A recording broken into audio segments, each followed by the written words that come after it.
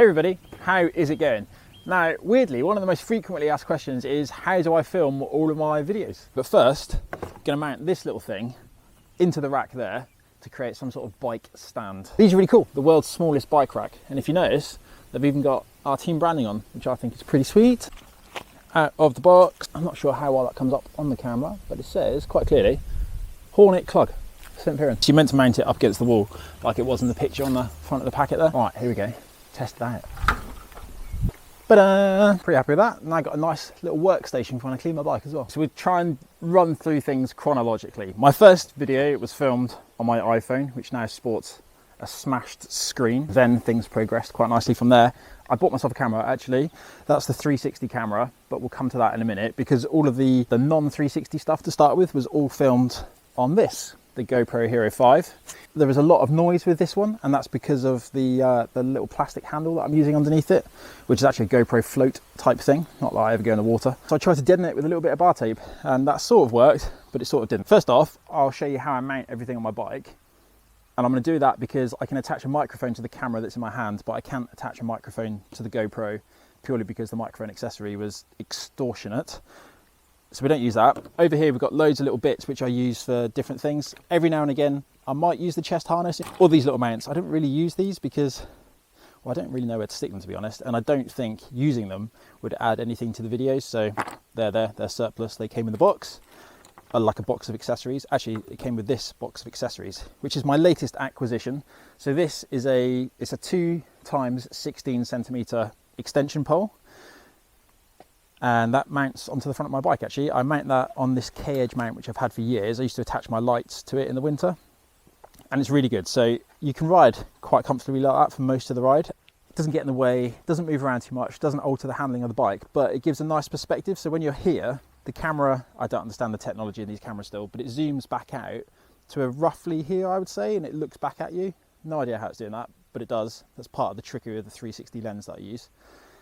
That's probably, at the moment, my preferred way of filming because I can ride along with the 6 meter microphone cable kind of weaved in and out of here, so you almost don't see the microphone cable. You do then see it as it goes from the bars to my body, but it's fairly safe. Like if I was to fall off for whatever reason, I think the cable would just snap, to be honest, or it's long enough that it wouldn't cause any problems. It is 6 meters long. But this is nice. You can actually hold it as if it was a pair of aero bars. It's really stable when I put the screw in there, the bolt in there. You can also bend this one a little bit so you get a slightly different angle. It's just quite practical there. And you do get, again, that nice sort of person looking back at you shot, or at least I think it's nice. But that's not how things started. Things started over here with this. Doesn't look particularly offensive, does it? But it is a 3 meter long selfie pole. So let's try and could do with an extra hand actually. Might find another mount in a minute. So this, I haven't used it on this bike because the paint job is immaculate on this one.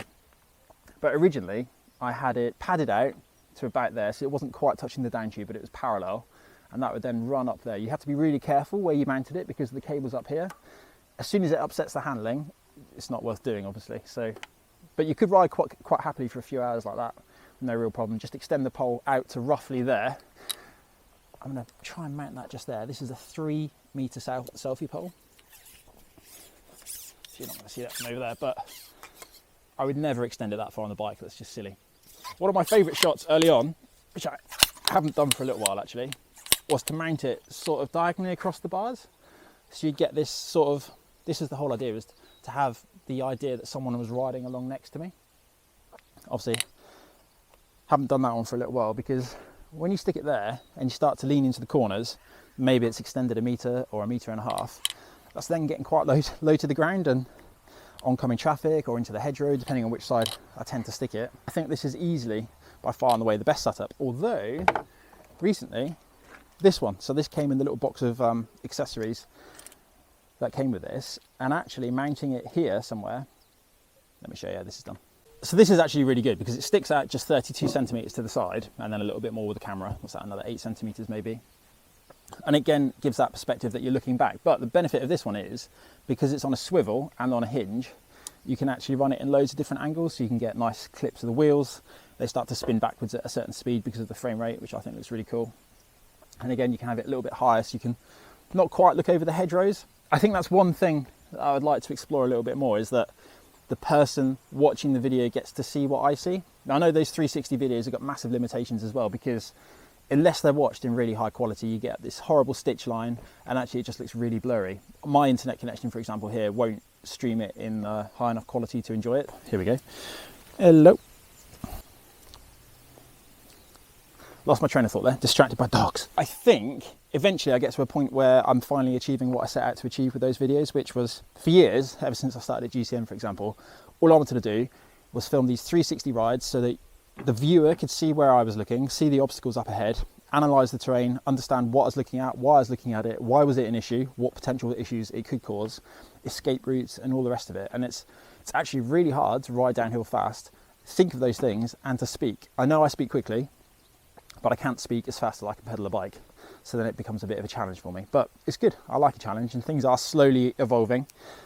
And I quite like those 360 videos because I know they're not everyone's cup of tea, but because of that, it means that I can be really experimental with them and just do whatever I want. You know, it's not costing me any time.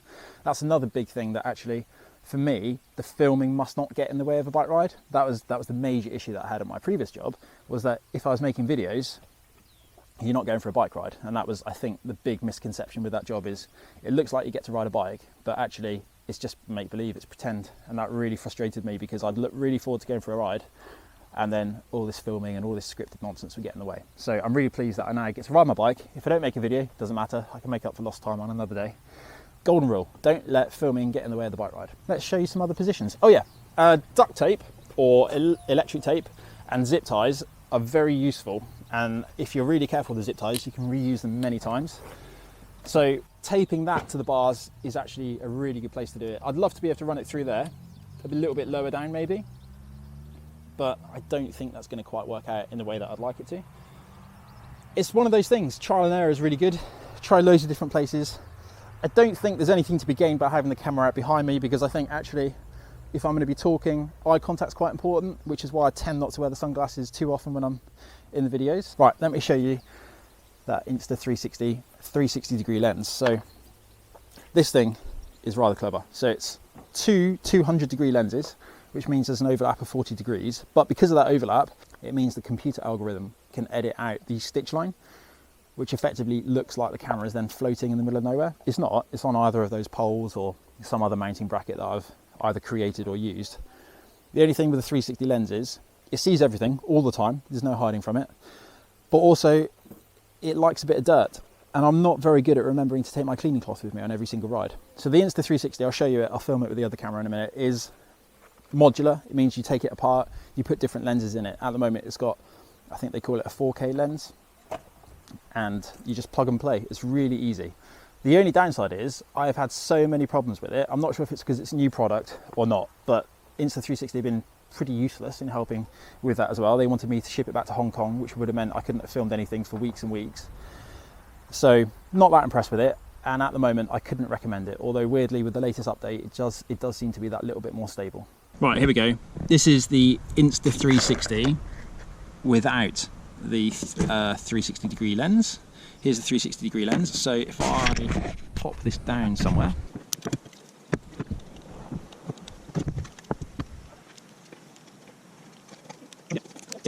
there we go, that's that camera onto there.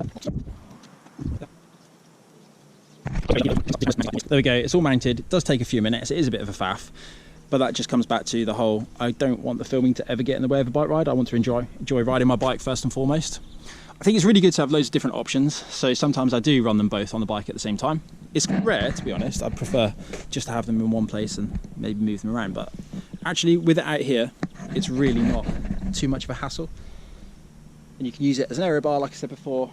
It looks neat, it's not in the way. If you really want to have it up a little bit higher, there we go. I'm not sure if you can see that screen there now, but if I spin it round, it's a bit of a, just trying to work out where it goes. It doesn't always spin quite in the direction you expect it to, but you can possibly just about see me there with the GoPro in my hands. There we go. Give myself a little smile. So you can see when it's recording. The problem I've had with it is that it's just stopped recording quite a few times, and there's no set pattern for it either. It doesn't matter which setting I'm in. Touched on the microphone a second ago. That is a Boya MY1, and that was actually a bargain. That was only £15 compared to most of the microphones out there. So far it seems to be good. The levels come through really, really low, which means they need to be popped up a little bit, but I learned how to do that the other day, so I'm feeling rather smug with myself. Before I go, these, the reason I'm not wearing them today, are in the shop. Not these two. Brand new t-shirts in the shop. So these are £20 each. Amazing if you'd buy one, because all of the proceeds do go directly to supporting the team. And actually they're really good quality. They wash really well, they don't fade, and they last really well as well. So yeah, that's it from me. Hopefully now you understand a little bit about how, nothing more to add other than hopefully that gives you a bit of insight into how I've actually been filming these things, making it look like someone else is filming for me. Thank you for watching. Please do leave a comment. Let me know what your thoughts are on the camera gear, and I'll see you again soon.